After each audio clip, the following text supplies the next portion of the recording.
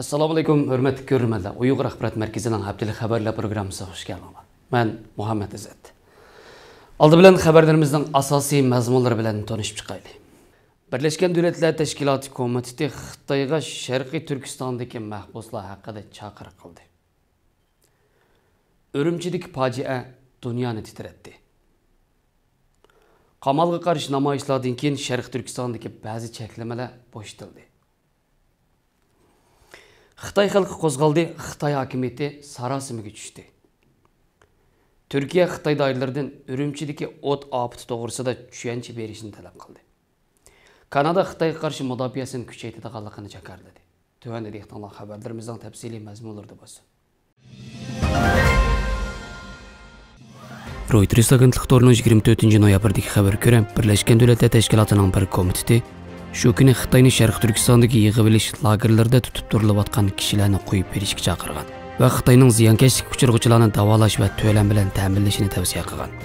Birlashgan Davlatlar Tashkiloti Kishilik huquq kengashining sobiq oliy komissari Michel Bachelet 8-oyda Sharq Turkistonga aloqador doklad e'lon qilib, Xitoyning Uyg'ur va boshqa musulmonlar qilgan ziyonkashliklarining insoniyatga qarshi jinoyat shakllantirishi mumkinligini o'tirib qo'ygan edi. Amdilikda bu komitetning mazkur bayonotni e'lon qilishi Xitoyga bo'lgan besimni yana bir baldoq kuchaytirdi ekan.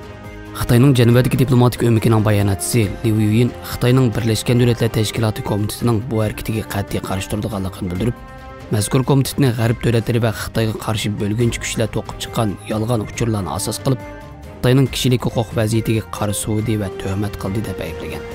Egilinishicha 18 kishilik bu komitet har qaysi davlatlarning 1965-yildagi xalqaro irqiy kamsizlikka qarshi turish ahdnomasiga amal qilish ahvolini qarorlik kuzatib turadigan bo'lib, Xitoy va boshqa 180 davlat bu ahdnomaga qo'l qo'ygan ekan. Mazkur komitet yana o'zining bu tavsiyalarni o'tirib qo'yishiga Sharq Turkistondagi kishilik huquq vaziyatining yaxshilanmaganligi sabab bo'lganligini bildirgan. Hujjat yana Xitoyning atalmish davlat bexatarligi, terrorlikqa qarshi turish va Sharq Turkistondagi yerlik millatlarning huquqini boshqaradigan qonun ramkasini atrofliq ko'zdan kechirib, mazkur ahdnomaning ijro qilinishiga kafolatlik qilish talab qilingan. BBC to'rining 25 noyabrdagi xabarga ko'ra, 24 noyabr Ürümchi vaqti 19 dan 50 atrofida Sharq Turkistonning markaziy shahri Ürümchidagi cho'ng bozorga yaqin joydagi Jishangyuan o'ltiraq rayonidagi bir binoning 15-qavatiga o't ketgan va o't shiddat bilan yamrab 19-qavatgacha tutashgan. Xitoy doiralari atalmish yuqumni o'lga tushirish bahonasida bu va boshqa binolarning, hatto uylarning eshiklarini oshqil bo'lmas qilib kapsharilib o'tgan bo'g'ishqa, o't ketgan uylardagi Uyg'urlar uydan qochib chiqishga amal topolmay hayotidan ayrilgan. Xitoy doiralari bu ichinishlik ofatda 10 kishining hayotidan ayrilganligini bildirgan bo'lsa-mu, yerlik kishilar tomonidan to'g'ri yo'llangan uchurlarga ko'ra, hayotidan ayrilganlarning buningdan ko'p ekanligi mo'ljallanmoqda. Xitoy taratqullariga ko'ra, Ürümchi shaharlik o't o'chirish xodimlari naq maydonga yetib berib, 3 soatda ondan bu o'tni o'chiradigan. Halbuki avvaldan xabardor kishilar buning o'tning ziyoda kuchligidan bo'lmasdan, o'ltiraq rayonidagi virusga qarshi qatma-qat to'saqlar tufayli o't o'chirish mashinalarining o't ketgan binoga yiqilishammaganligidan bo'lganligini bildirishgan. Vatandagi qarindoshlarning o't kuyib hayotidan ayrilish fojiasi vatan ichi sirtidagi xalqimizni og'ir qayg'u solgan va darg'azab qilgan bo'lib, chet elda yashayotgan Uyg'ur jamoati Xitoyning bu jinoyatiga qarshi tezdan inkos qaytarib, Turkiya, Avstraliya, Gollandiya va Angliya qatorliq davlatlarda Xitoyga qarshi norozilik namoyish qilgan. Namoyish qatnashgan Uyg'urlar o't kuyib vafot bo'lgan qarindoshlarga qarshi ta'ziya bildirgan. Shundaqla Xitoyga qarshi la'nat va nafrat yog'dirgan. Ürümchidagi bu fojia dunyodagi barcha cho'ng medialarda dal vaqtida xabar qilingan bo'lib, dunyo jamoatchiligi bu fojiaga qarta echinishini va ta'ziyasini ifodalagan. Tayvan xalqi bu fojiaga maxsus ta'ziya bildirgan. Amerika Ovoz to'rining 26 noyabrdagi xabarga ko'ra, Ürümchi shahrida o'nlagan kishining joniga zomin bo'lgan fojialik o't ofati yuz bergandan keyin mazkur shahar aholilari atalmish yuqumni o'lga tushirish bahonasida 3 oydan ko'proq davomlashgan qamalga qarshi kechida namoyish o'tkazgan va to'g'ridagi norozilik sadolari avjiga chiqqan. Shuning orqali yana 26 noyabr Sharq Turkistondagi Xitoy doiralari Ürümchidagi bir qism o'ltiraq rayonlardagi qamalni bekor qilgan. Lekin Xitoy amaldorlari mazkur voqeaga aloqador ayblashlarni inkor qilib, bino va uylarning eshigining etib etilmaganligini, aholining binodan chiqishga ruxsat qilinganligini bildirgan. Saqchilar norozilik sadolarini bostirib 24 yoshli bir qizni mazkur voqeada qazo qilganlarning soni to'g'risida to'rda atalmish yolg'on uchur tarqatganlik uchun qo'lga olinganligini e'lon qilgan. O'z xabarimiz. Xitoy Kommunistik Partiyasining virus bahanasi bilan butkul Xitoy o'lkalarini qattiq qamal qilish, fuqarolarni xohlagancha tutib solash, soqchilarning va hukumatning xalqqa xohlagancha zo'makarlik qilish siyosati sababli o'z hukumatining zulmiga chidamagan Xitoy xalqi shahar-shaharlarda hukumatga qarshi norozilik namoyishlarini boshladi. Xitoy hukumatiga qarshi qo'zg'algan norozilik namoyishlarida Shanxay xalqining namoyishi eng kuchli va jangovar bo'lgan bo'lib, Shanxay aholisi 26 noyabr kuni Shanxaydagi Urumchi o'rta yo'liga yig'ilib, Xi Jinping taxtdan tushish, Kommunistik partiya hokimiyatni bo'shat deb shuar to'ladi. Shanxaydagi namoyishda namoyishchi ammo soqchilarning vijdoniga savol qo'yib, soqchilarni o'z bilan bir safda turishga chaqirgan ahvollar yuz berdi. Shanxaylik namoyishchilar bizga diktator kerak emas, demokratiya kerak. Bizga qulluq kerak emas, erkin puxralik kerak deb chuqan soldi. Xitoy soqchilari namoyishchilarning bir qismini tutib so'lagan bo'lsa-mu, xalqni bosh egdirolmadi. Munosabatli ko'rinishlardan ma'lum bo'lishicha, namoyish bo'lgan ko'chaga yaqin yerga o'nlagan yuk mashinasida birini yuklab to'shib kelingan. Shanxay shahri Urumchi o'tir yo'lining plakati hukumat tomonidan so'kib o'tilgan.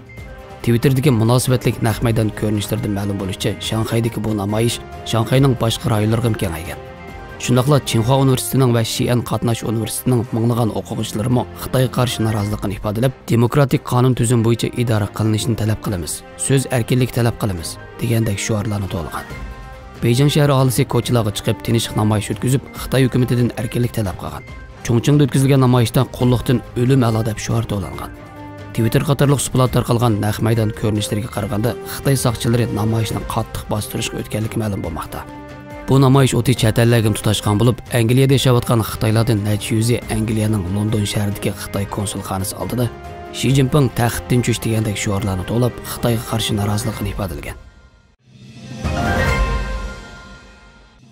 Turkiyadagi Yangi Shafaq to'rining 27 noyabrdagi xabariga ko'ra, Turkiya Tashqi ishlar ministrligi Urumchidagi o't ofatiga aloqador yozma bayonotida Urumchida yuz bergan o't ofatida kishilarning hayotidan ayrilganligi va yaralanganligidan cho'nqur qayg'u ilkida xabar topganligini bildirgan. Bayonotda Turkiyaning bu ichinishli voqeaga ta'ziya bildirilganligi bildirilish bilan bir vaqtda yaralanganlarning tezroq asliga kelishiga tilakdoshlik bildirilgan. Bayonot yana o't ofatining sababining jamoatchilikka bildirilishini umid qilamiz deyilgan.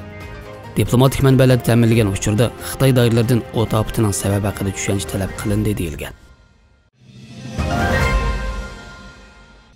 Reuters agentlik to'rining 27 noyabrdagi xabariga ko'ra, Kanada yakshanba kuni o'zining Hind-Tinch okean strategiyasini e'lon qilgan bo'lib, mazkur strategiyaga binoan Kanada bu rayonning harbiy va tor bexatarligini kuchaytirish uchun 2 milliard 300 million Kanada dollari, ya'ni 1 milliard 700 million Amerika dollari sarf qilib, bozg'unchi Xitoyga taqobil turdi ekan. Hamda shuning bilan bir vaqtda klimat o'zgarishi va savdo masalasida Xitoy bilan davomli hamkorlashir ekan.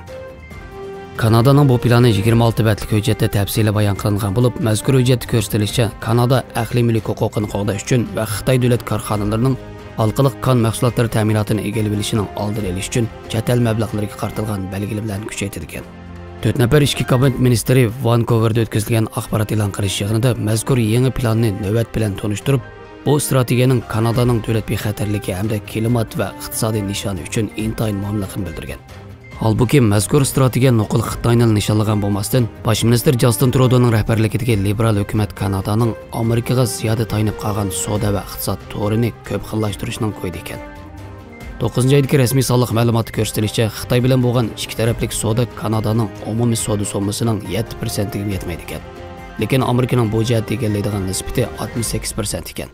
Xo'sh, hurmatli ko'ruvchilarimiz, bu haftalik xabarlar programmamiz mushada oxirlashdi. Keyingi sonda ko'rishguncha omon bo'linglar. Xayr xo'sh. Allohga omonat.